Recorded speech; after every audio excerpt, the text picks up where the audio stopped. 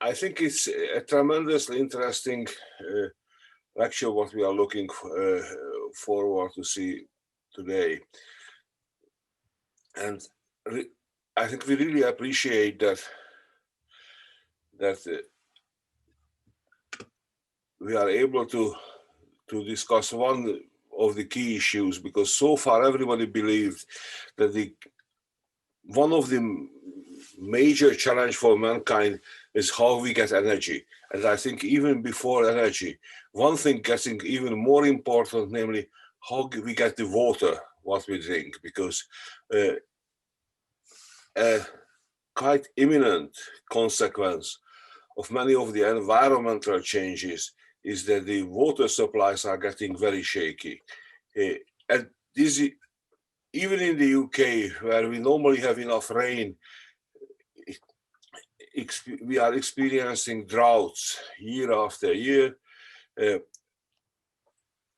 Of course, mixed with years that are kind of famous for flooding, and we are completely unable to predict anything about this. So for years, I think it was like 3-4 years ago, in England, we had this tremendous complaint about the very dry year which is ahead of us. And then it started to rain, and rained practically continuously for 3 months. And even in the BBC, I think the year got famous as the wettest drought on earth.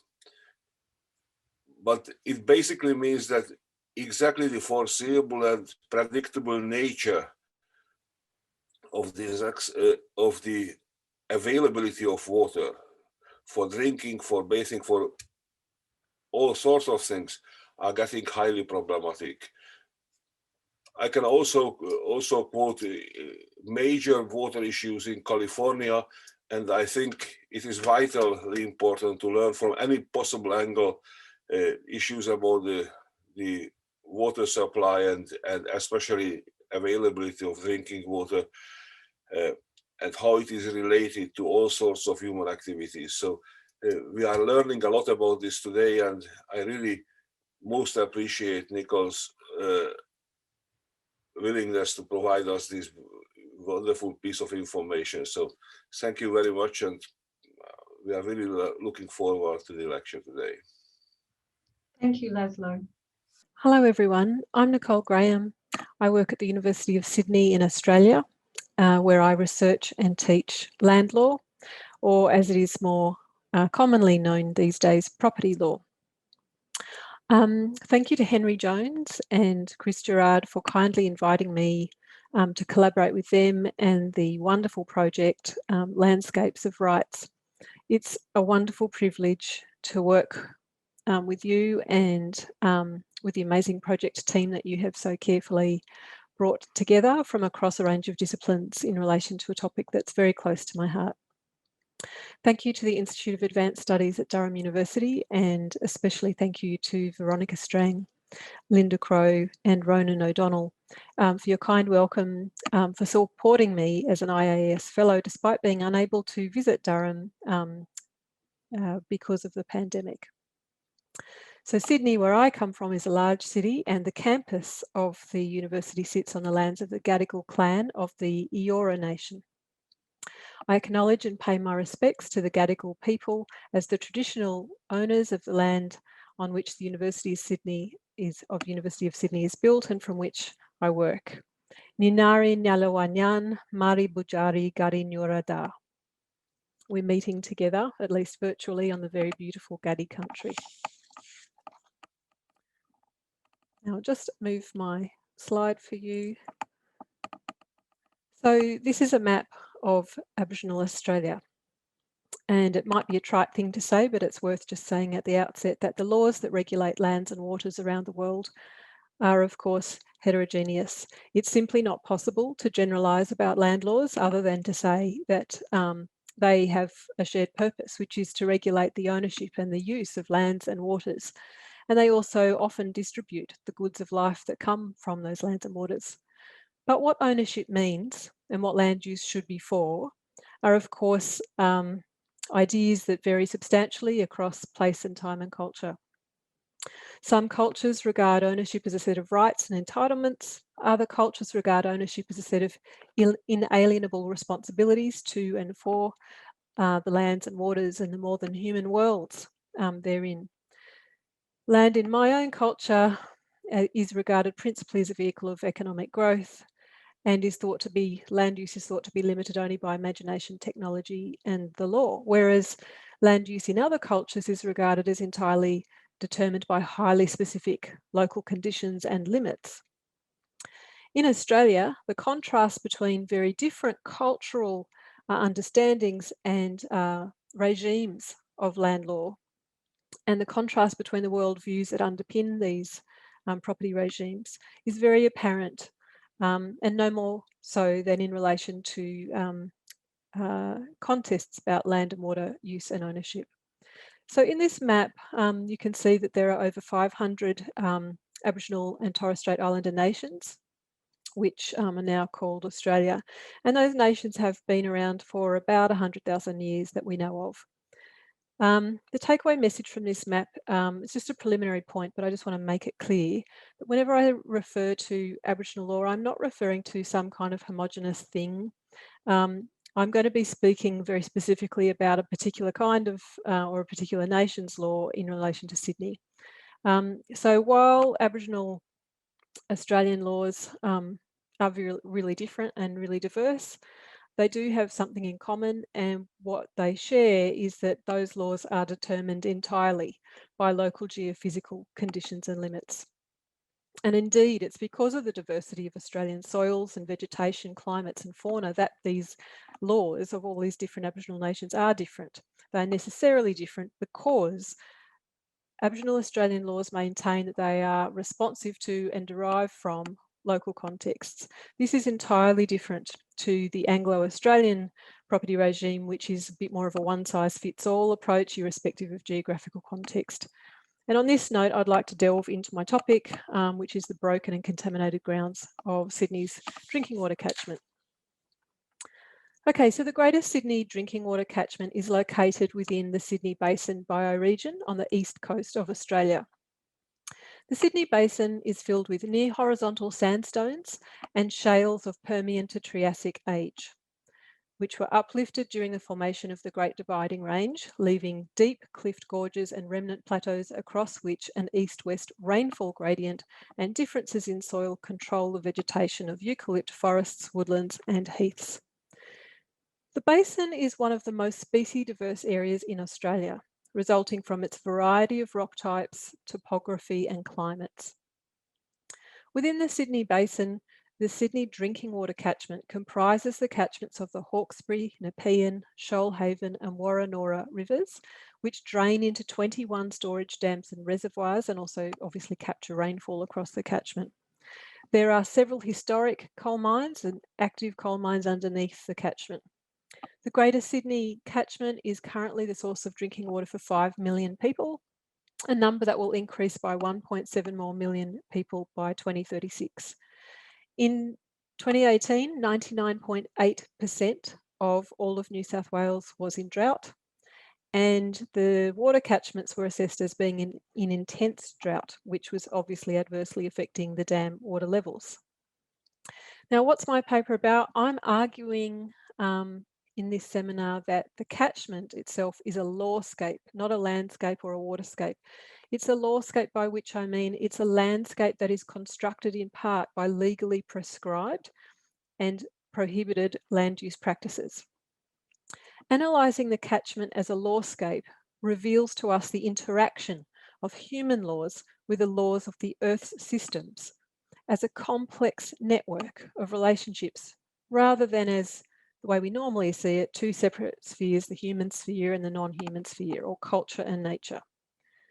Now, as a matter of law, numerous state agencies are responsible for managing Sydney's drinking water catchment, which is an area that covers approximately 16,000 square kilometres and comprises a network of dams, drinking water filtration and canal and pipe networks from which drinking water is supplied. The largest dams are situated within landscapes that are legally classified as special areas, and also within national park reserves, and this totals about 3,700 square kilometres. In special areas, human access and activities are restricted, and the reason for this is to protect the quality of the stored waters and to maintain the ecological integrity of the surrounding landscape. The thing is, beneath the catchment are several long-wall coal mines, including 3 mines in current operation. Now, for tens of thousands of years, the diverse lands of what is now the Sydney drinking water catchment actually belonged to the Gundungurra, Darug and Tharawal nations. British colonial settlement was initially limited to the coast and to a few inland islands adjacent to rivers, where agriculture depended on riparian soils and where stock could graze over the woodlands and the pastures that were actually created by Aboriginal burning. The elevated sandstone country, so around the Blue Mountains that surrounded the colony of Sydney, was initially avoided by the colonists because of its very steep and rocky terrain. When the armed settlers took the land, cleared it, farmed it and populated this so-called terra nullius, land belonging to no one, of the Cumberland Plain in the early 19th century, the Aboriginal people, the locals, retreated into the bushlands and responded by burning down all of the newly built huts and crops that the British were building and growing. The sustained attacks and raids by Aboriginal people on colonial settlers was referred to in colonial publications and letters as a war. Violence and killing continued at ever greater scales in the Sydney catchment, the landscape of which actually became a strategy of the war. I'll give you an example.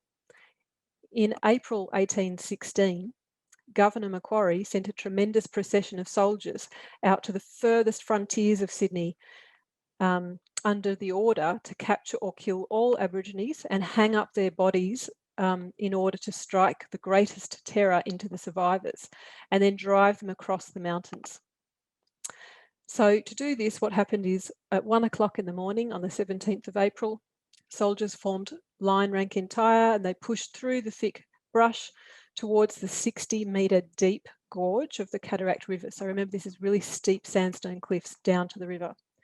The soldiers opened fire on the retreating clan of Aborigines, who obviously fled, but that of course sent them over the cliffs, and they were smashed to death in the gorge. Other locals were wounded or shot dead. This was known later as the Appin Massacre, or the Appin Massacre, and it became known by its landscape-based strategy. And that strategy was referred to as the drive, because it was tied to local landmarks, the landmarks being the cliffs and the bluffs and the gorges, the sandstone rock. And it was later repeated elsewhere across the lands of what is now the Sydney drinking water catchment. Actually, 3 years later, in July 1816, Aborigines used this drive strategy and they rounded up the British sheep, about 200 sheep, at Mulgoa, and then they shepherded them out over the cliff that they had, their families had been pushed over. Aboriginal resistance to the occupation and the dispossession of their lands in Sydney by the British also included sustained efforts to defend and retain their lands by using colonial legal categories of private title for, to get land grants and to purchase land in relation to keeping some of the land. There were numerous and repeated individual claims to various kinds of ownership, but the colonial authorities refused to sell it and refused to grant it. Later, something called the New South Wales Aborigines Protection Board was set up, and it controlled Aborigines in reserves, so the Aborigines were not allowed to leave those areas. And the area where these reserves were set up ended up being flooded in what is now what we call Warragamba Dam.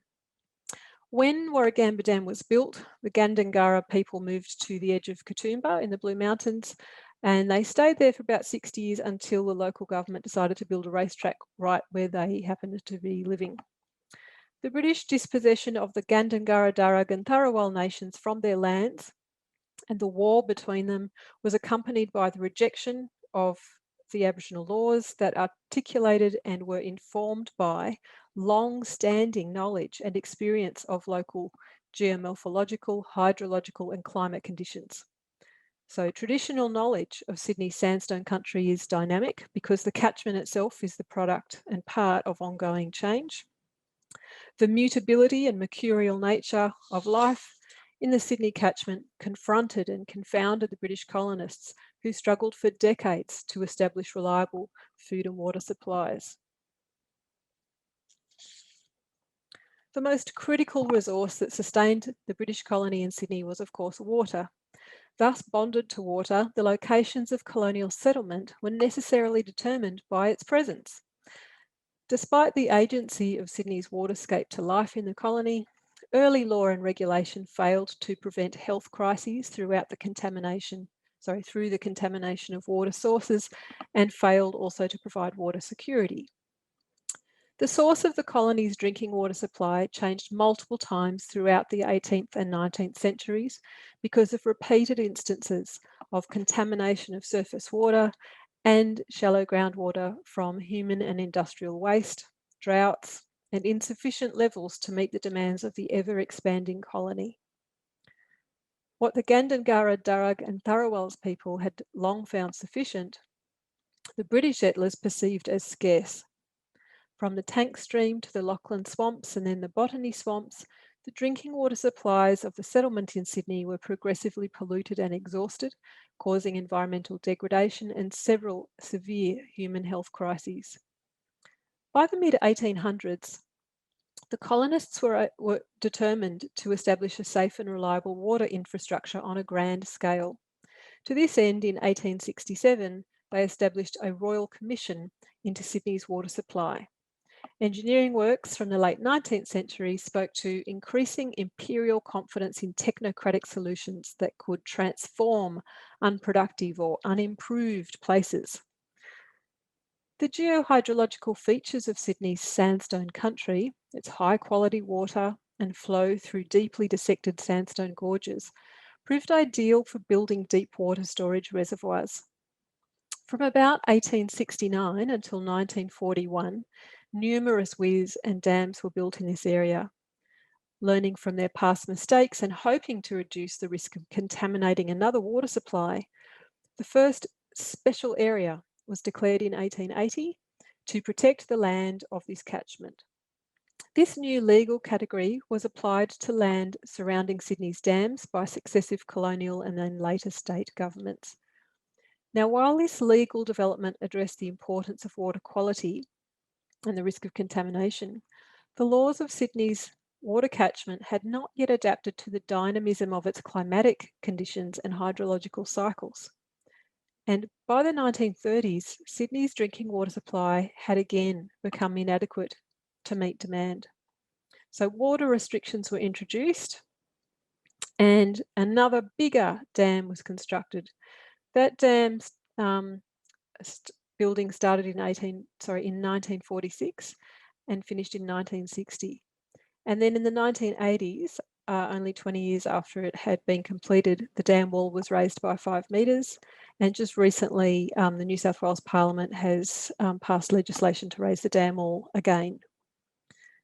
Sydney's rapidly expanding urban population and its multiple sustained and severe dryness events has never led to adaptive measures in related to water consumption. Conversely, these problems have been consistently cited as the reason for the ongoing and ever grander development of water infrastructure in the Sydney catchment. The building of more and larger dams throughout the 20th century, the raising of walls on existing dams, the introduction of water recycling for water-intensive mining. These are all adjustments and variations of colonial scale metabolism, rather than a process of adaptation to the geographical conditions of the Sydney Basin. Big water technology solutions to the problems of supply do not address problems of limitless demand. In fact, they underline the continuing dominance of this old-fashioned, old-world resource frontier logic despite abundant evidence of the vulnerability that this creates. The enduring place-based knowledge and laws that successfully sustained the Gundungurra, Darug and Tharawal people for tens of thousands of years was replaced with a patchwork of colonial laws that regulate immature water infrastructure, degraded landscapes and waterways, and increased health crises and water insecurity. The settlers' ongoing search for drinking water that persists even now in the 21st century reflects an atomistic view of the landscape as a set of separable resources, instead of seeing the landscape as a material whole comprised of intimately connected cycles and systems. Absent geographically based knowledge and laws, the co-construction of the catchments, landscapes and laws since colonisation is characterised by an extremely low level of hydro-resilience. As environmental historian Ruth Morgan observes, the definition of water scarcity is historically and culturally contingent. Life in colonial Sydney was vulnerable to water scarcity, but it remains also vulnerable to the effects of diminished water quality, as we will now see. Longwall coal mining accounts for about half of all coal mine operations in New South Wales, and it occurs predominantly in the Hunter and Illawarra regions of the Sydney Basin and contributes significantly to the economy of New South Wales, notwithstanding government subsidies and low royalties. Most of the coal that's mined is exported, and less than 20% of it is used for domestic energy. So if the New South Wales government is bonded or addicted to coal, it is because of its function as revenue, not as energy. The ongoing and expanding Big Water program and the extraction of coal from the Sydney catchment are, to quote Gavin Bridge, fundamentally matters of territorialisation, the expression of social power in geographical form, end quote, that have alienated the, quote, I'm quoting Gavin Bridge again, material and cultural attachments of existing resource users. Like water, coal is predominantly regarded as an isolated component of Sydney's resource frontier, instead of as an integral part of the Sydney catchment.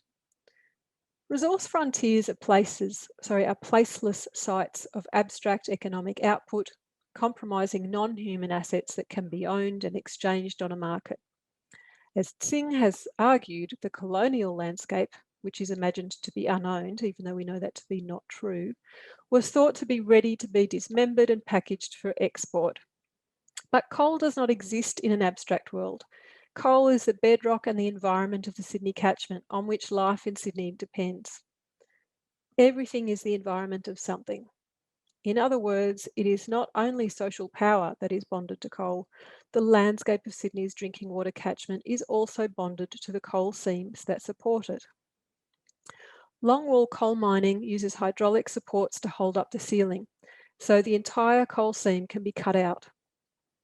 This takes place at a depth of about 200 to 600 metres under the Earth's surface and is used to extract large panels of coal from 150 to 400 metres wide and 1 to 4 kilometres long.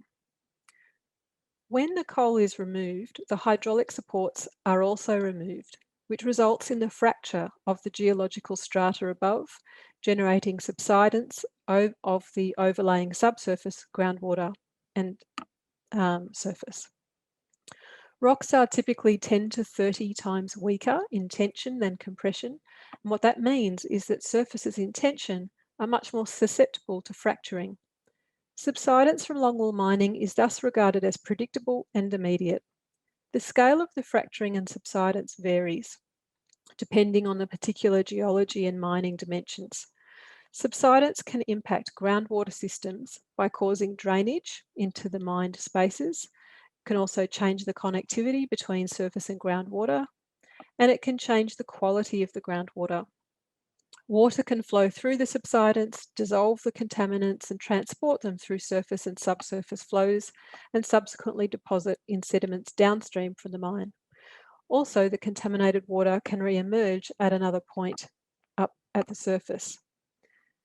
Underground coal mining within the Sydney drinking water catchment began in 1878 in the Illawarra region. Several mines operated in the area, and this was mostly in the 19th century and early 20th century at a pretty modest low level.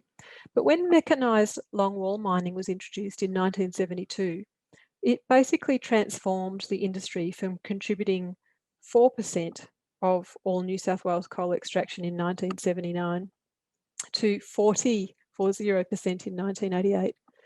This substantial expansion of existing coal mines and the approval of new mines arose in the late 20th century, with a further 20 mines opened in the catchment, or I should say under the catchment. 3 mines under current operation under 3 big dams right now. Mining-induced subsidence is thus not a newly encountered consequence of underground coal mining. Subsidence dates back to the 1880s.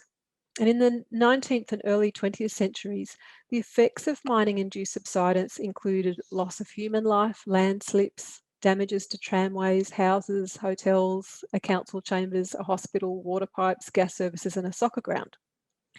These major adverse consequences were dealt with responded to by law in a way that's different to the adverse environmental consequences of underground mining, which includes the disturbance, alteration, and contamination of groundwater and surface water. Some changes to the environment can cause long-term damage to stream channels, hydrology, and water quality. Very recent studies of river sediments up and downstream from the coal mining sites in the Sydney Basin reveal that the sediment quality, specifically for arsenic, nickel, and zinc in downstream coal mining, discharge locations exceeding the guideline limits for these sediments.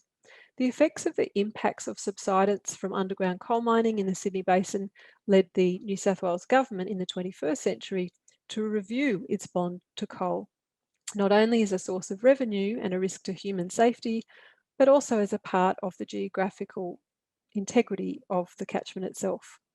There is an ever-growing quantum of scientific research and independent panel recommendations that indicate that the current regulatory framework is overly confident because it evaluates risks based on outdated and largely proponent-driven risk assessment data. Special areas comprise a quarter of the Sydney catchment and are dominated by sclerophyll forest, rainforests, freshwater and forested wetlands, and upland swamps. Upland swamps act like sponges. They store surface water and in some cases access groundwater to contribute to the base flow. In times of drought, they are critical in maintaining stream flow.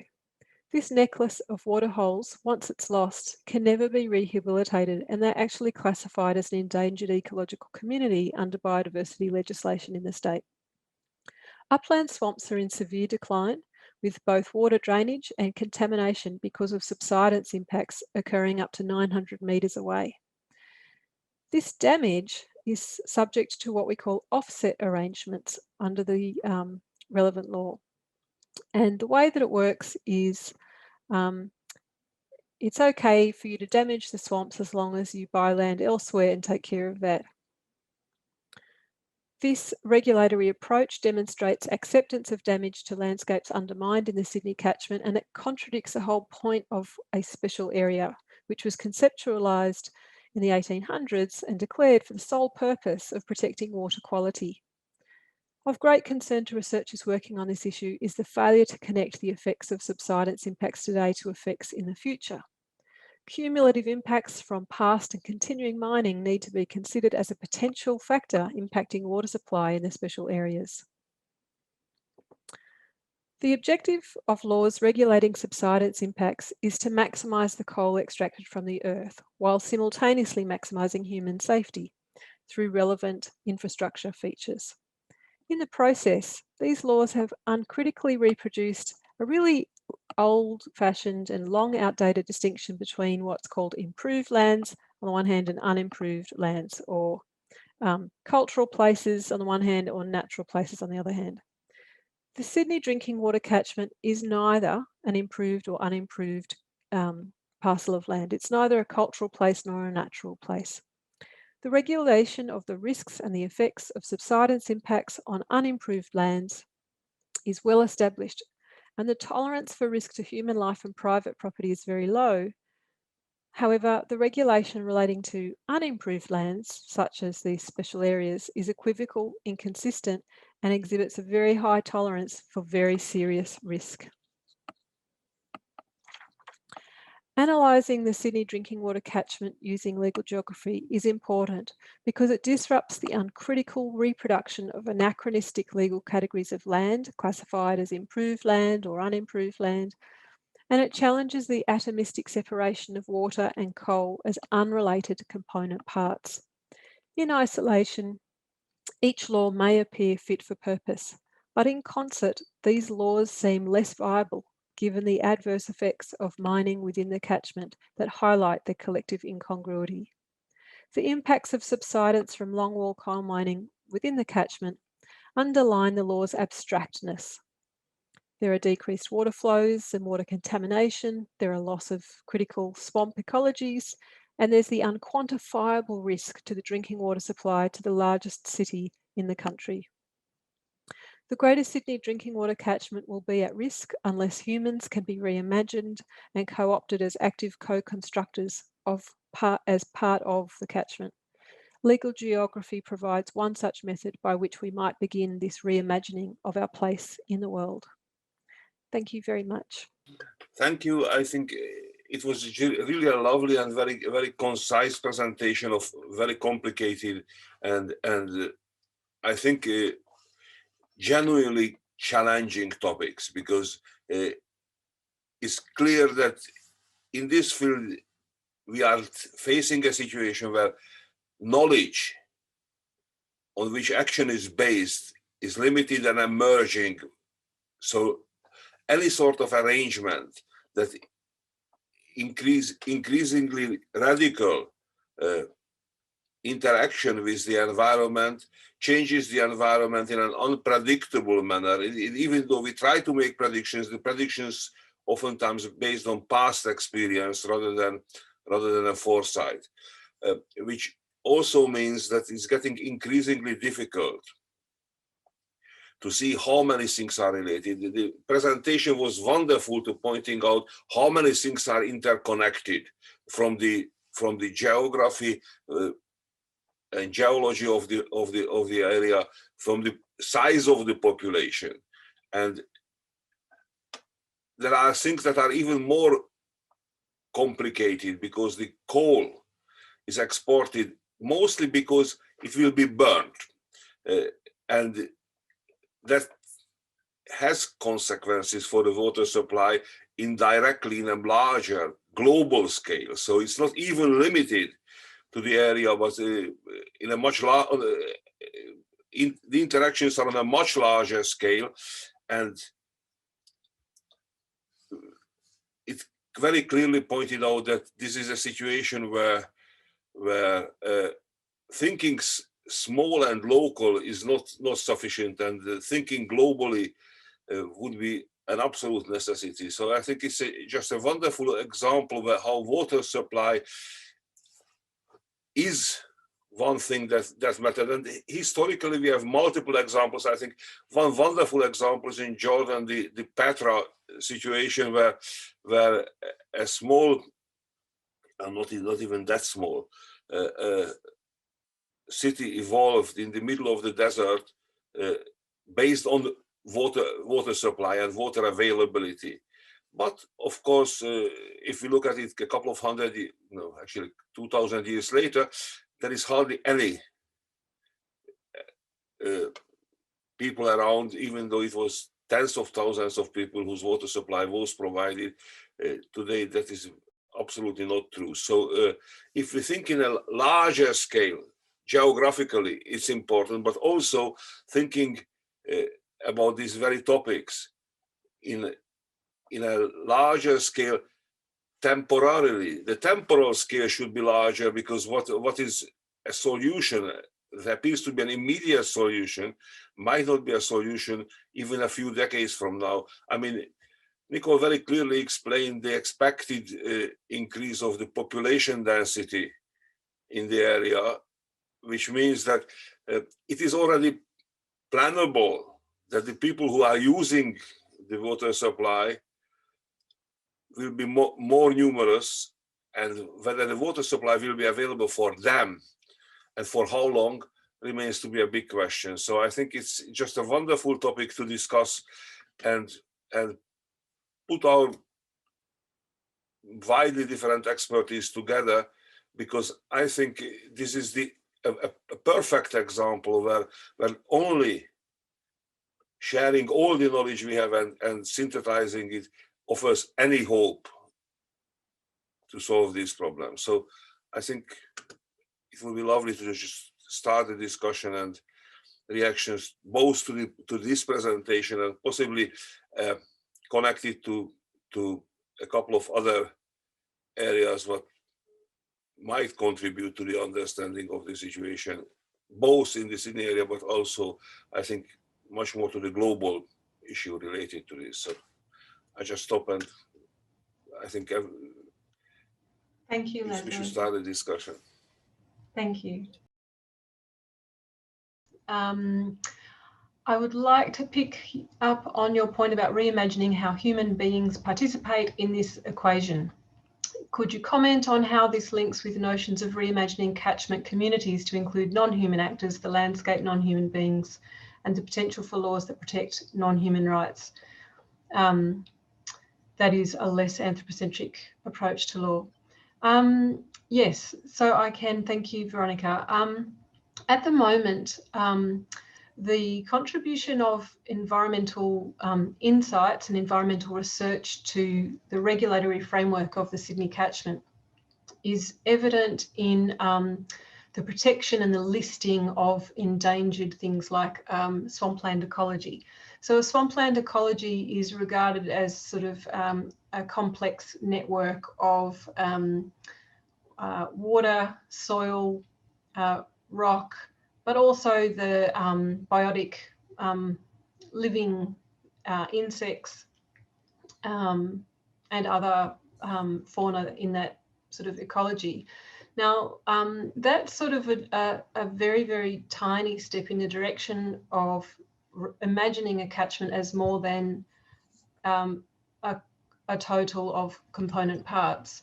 But that law is one of many, many laws that regulate the catchment.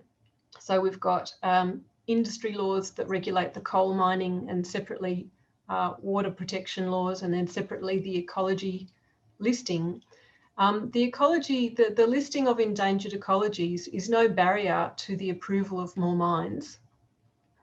So what's really interesting is, and disturbing at the same time, is that while there has been some kind of reimagination of, you know, something called an ecological community, so that's sort of a progressive and broader thinking step, that the food chain, in terms of the pecking order, the legal hierarchy, is that property comes first, so owning minerals is more important, then water as a utility, that's second, and then way down the bottom of the food chain is that concept of ecology. So the law certainly does have in its toolbox a concept that's sort of a plural life form concept of a swampland ecology. But I think the biggest thing that worries me is how, once you get that conceptualization in law, how are you going to get rid of property? So property is the biggest single obstacle from my perspective, and I know I'm a biased property nerd, but I can't see any progress on any environmental front while property is as big as it is in terms of a prior and bigger order. So yes, I think we've got a long way to go is a short answer, Veronica. Thank you for that. We refer to it as drinking water, i.e. clean water, but how much water is used for other purposes such as parks and golf? I'm trying to keep my blood pressure in control, Chris. So I was thinking that the other economic tension in this region, other than coal, must be recreational tourism or quality of life. Would that be right? So yes, we have race courses and golf courses, but they are very often now regulated because Sydney has a lot of groundwater. There are a lot of recreational uses that have to supply their own supply through either recycling their own sort of groundwater cycle. But having said that, yeah, I think that there's a little bit of this recreational use, the biggest use, I noted this down before because it's so disturbing. Biggest use of water from the Sydney catchment used to be 7.3 billion litres of water that was used by a steelworks, and that was taken from the dam. And then at a certain point, probably in a drought, when people were being asked to have water restrictions, a very, very expensive water recycling plant was installed at that port where the steel was produced and then sent away. So water recycling is a big thing here, but the cultural resistance to large-scale water recycling is a thing. So Australians like to say, well, I'm not drinking that poo water. And that's a very dominant view of recycled water. So, you know, I try and say to people, oh, well, when you turn on the tap in London, that water's gone through the human body at least 12 times. And they go, well, and look how it turned out for them. So Australians think that drinking water should be, you know, some kind of new pristine thing, and their resistance to more efficient, and I'm only talking efficient in one sense because they're very energy intensive recycling water plants, they've got a really high resistance. But tourism and recreational things are far less lower users than steelworks and mining works. I mean, just doing longwall coal mining, you need so much water to do coal mining. Yeah, it's definitely the main culprit. Thank you, Nicole. In your wonderful presentation, you mentioned kind of on the side that partly the human behavior was driven by a colonial approach to the land and basically the complete ignorance of land rights and local traditional usage, and also the laws or regulations that were connected to it. However, in many European countries, including the United Kingdom for that sake, a very same kind of irresponsible use of the land, partly even related to mining, happened. So I wonder whether the traditional historical heritage was sufficient to maintain the integrity of the water supply and also the sustainability of the land use. Thank you, Laszlo. So some of you may have heard of an Australian scholar. I'm just trying to remember the discipline. Anna, this is your discipline. No, it's not your discipline. So he's a paleontologist, this guy called Tim Flannery. And he did a very interesting project on the extinction of the megafauna in Australia that long preceded the arrival of the Europeans. And his research shows that Aboriginal nations really stuffed up a lot and had very bad laws, and they had the time and opportunity to learn from them. And so what you're saying, Laszlo, about humans everywhere stuff up and make big mistakes and kind of then hopefully from an educational point of view go, oh, that's how that turned out last time, I'll do it different next time. So the history of Aboriginal land laws is that they are very, very strict. They're very, very highly locally specific. So they're not universal. They don't kind of go, this should be the law for all of Australia. This is the law for the sandstone country around this area. So the laws are regarded in the Aboriginal property regime as deriving from the landscape. So instead of the humans just going, I know, just make up this regulatory framework, they go, well, what will the landscape, what's the carrying capacity of the land? Or what's the, you know, El Nino, La Nina, what are the hydrological cycles, the climatological cycles? Those will be the laws. So the laws of the earth, because we are of the earth and totally depend on it to be alive, means that that's going to have to be our laws too. It didn't start out like that, you know, so there's pretty clear evidence that there's extinction of megafauna, there's big mistakes, but that because there's tens of thousands of years, so we've got so far dating back beyond 80,000+ years, that's enough time without intrusion and colonisation to get your act together, to kind of adapt your laws and adapt your rules, adapt your economy to the limits. Whereas I think, and that's why I use the word immature to describe the water infrastructure of Sydney, is, you know, it's not a disrespectful thing. It's just like kids, you know, so kids have no idea where food comes from, they've no idea where money comes from, and they grow up and they learn. And so the idea that the water infrastructure in Sydney is immature is just a way to say, well, it's only really been around this particular infrastructure for about 150 years. And in the scheme of human laws, that's a very, very, very short period of time.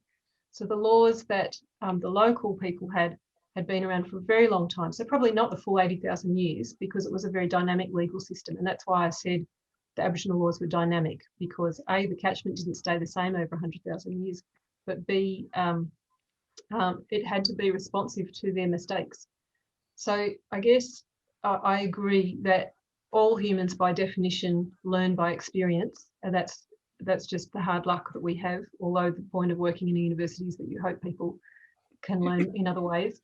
But anyway, I guess that just means that it's coming down a bit to that sort of Jared Diamond sort of idea that you just need the time and opportunity and scale to learn and adapt. And in Australia, there's a very big continent, but we've run out of time. You know, we have to hurry up and learn faster. So I hope that helps to answer your question, Laszlo. Thank you very much. What are the main obstacles to the use of law changing the landscape to change human relationships with water and the landscape? Thank you, Benedict. I think there are two big obstacles. Firstly, in relation to mining, Australia is the Saudi Arabia of the Southern Hemisphere. We don't have manufacturing, we don't have many other industries. So our main form of national GDP is digging it out of the ground and selling it to people who can use it. And until our economy is less dependent on Earth's minerals, then the way that we're going to get better water laws is a bit hard to imagine. That's one obstacle. And the second obstacle is from a point of water consumption. So every time there's a drought, Sydney is put on water restrictions, and people complain and neighbours dob in on each other. But the problem is that as soon as the drought is over, the restrictions are lifted.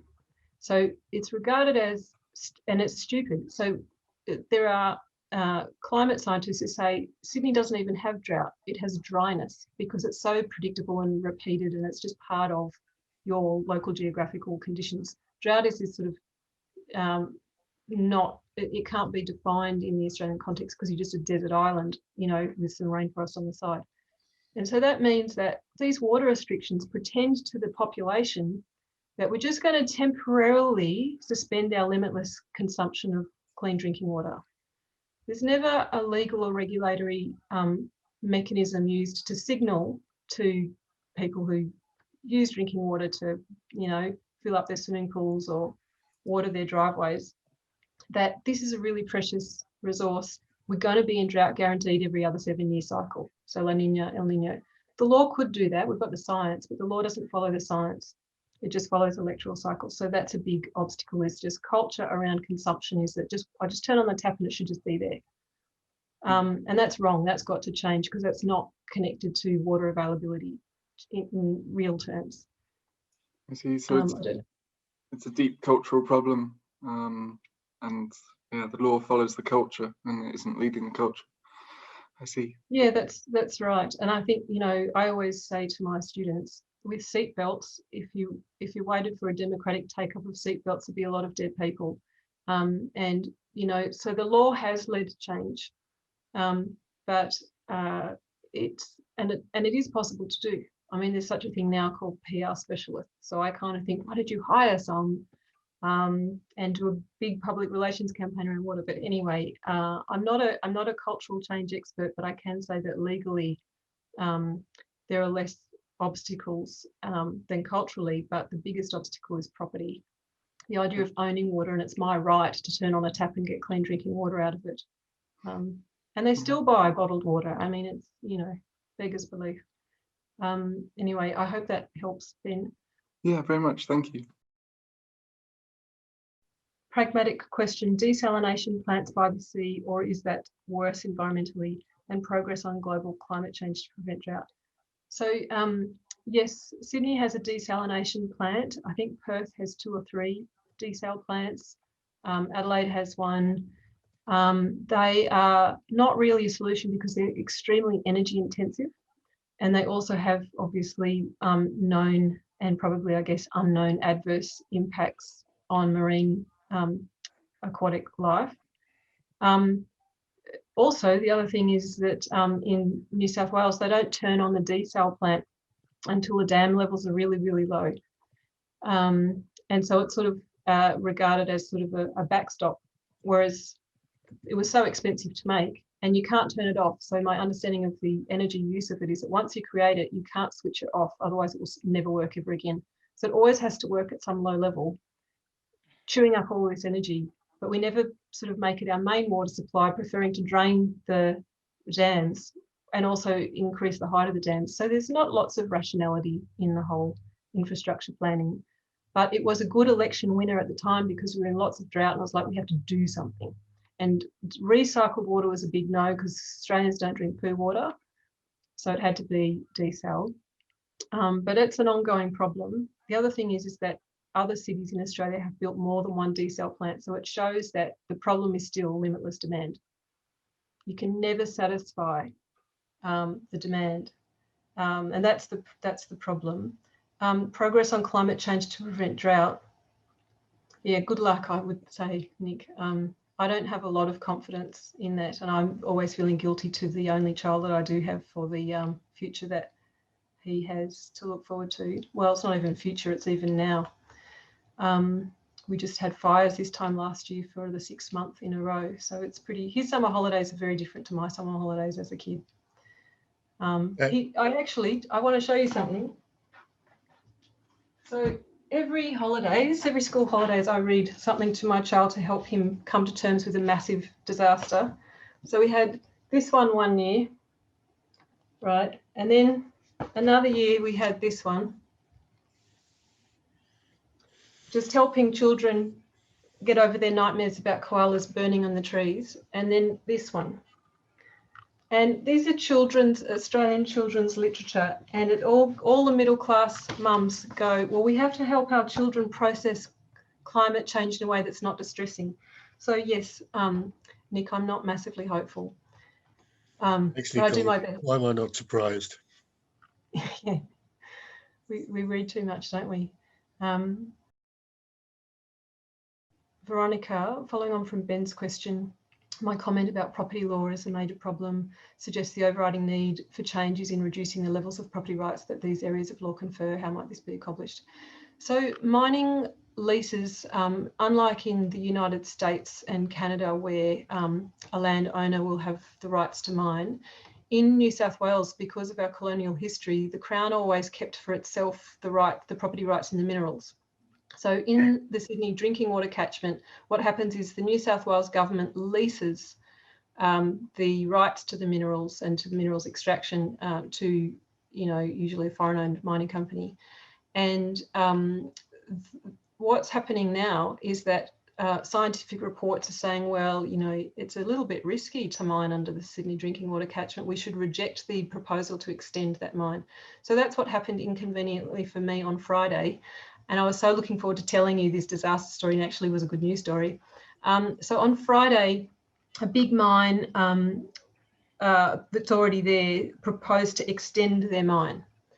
And the independent planning commission that the New South Wales government sets up rejected that proposal and said, no, you can't, you're going to stuff up the water. It's too high risk, no way. And so that was sort of like a great development. And I was very happy to rip up my presentation. And then, although it is only one mine and there are 3, but then now our Deputy Premier has said, well, we'll just go to Parliament, the House of the People, and we'll just override that, and we'll collapse the IPC because this whole idea of independent approval is just not democratic. The reason that the government wants to deliver to miners is because once a lease is granted, the compensation that would have to be paid to cancel that lease is probably in excess of the value of the coal in a declining coal market. So we're a bit locked into our own approvals, and some of these mines have been approved, you know, a couple of decades ago. So now it's all about the extension. So it's saying, well, you already approved the mine. You can't rescind your mining approval. And if you were to, the compensation for that would be in the order of billions. So I think that one of the biggest obstacles is the legacy effect. You know, we've kind of made our bed and now we're sleeping in it. But apart from that, it's again, Veronica, cultural. Definitely in your country and mine, lots of people from all walks of life fundamentally believe that property rights are akin to human rights, you know, and I know in Europe that's actually a thing. But thank God in Australia we don't have human rights, so, you know, we'll never have to worry about that, because then black people would have property rights and we wouldn't want that. So we don't have a threat to property rights here, except for environmental regulation, and the farmers are always telling us that this is why you can't have regulation because it threatens property rights. It's a very, very big behemoth, culturally and legally. But, you know, legally it's not as strong as it is culturally. Legally there's always a solution, but culturally it's very, very hard to overcome. And the cultural discourse of property really determines and drives the augmented power of property rights in exactly this way, by Parliament overriding independent evaluations. You like the description of damming as an old-fashioned, old-world technology. This attempt to dominate and discipline nature is clearly characteristic of a certain type of period of extractive capitalism. Yes, and also colonialism. My question, though, is you portray this confrontation as between culture and nature. Does that leave it open to green capitalist solutions, or is the confrontation capitalism versus nature, or Naomi Klein's capitalism and the climate? Gee, Henry, ask me an easy one next time. I'll take that on notice, Henry. Yeah, look, I think what I mean by culture, nature, is still the idea that the pre-Marxist idea that humans are separate from and distinct from nature. So it isn't even economically sort of developed as a dichotomy or as a set of categories. I don't know Naomi Klein's work, so I can't comment. Yeah, I'm interested in Anna Tsing's work, Tsing, and resource frontiers. And so for me, that idea of sort of colonial metabolism and dams as old world technology connects very much to that very critical economic and analysis of race and empire. And I actually meant to email Ronan, and I forgot to ask him to invite Gavin Bridge, because I also would have really liked to talk about this exact point with him. So I'll leave that there. Very quickly, Chris Gerard. Oh, a comment. The main sections in my 1840 to 1841 Central Australian Journal by Air, because I have that on my shelf too, Chris, are things like large watercourse, a large salt river, chains of ponds, freshwater streams. Awareness of water was high and explored in detail geographically anyway, but fundamentally misunderstood.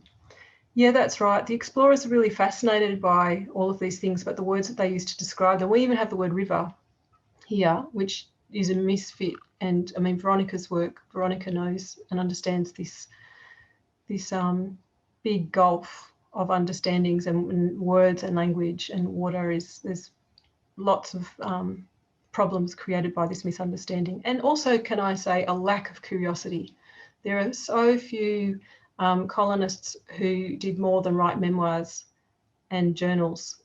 You know, where were the educators who wanted to learn and to then go and teach their own people and go to the locals and say, so how do you drink water in this place? And, you know, just the lack of curiosity. How did you survive in this desert for as long as you've survived here? I think that's a very big thing too, is sort of an interest in the local non-human systems, but not a lot of interest in the local humans. Which leaves it to me as the only IAS director still standing to say thank you so much, Nicole, for a wonderful seminar paper. I really enjoyed that. I just so wish that we were together in Durham so that we could talk about your work. But we'll have to find a way to get together in some other way at some other time. But thank you so much. And I think you're going to make a wonderful contribution to the project. And so lovely to see you and sort of meet you in person, and we look forward to your next event. So well, thank you very much. Thank you. Thank you for having me, and thanks everyone for getting up so early and for being so clever to concentrate on this this time of your day. Thank you very much.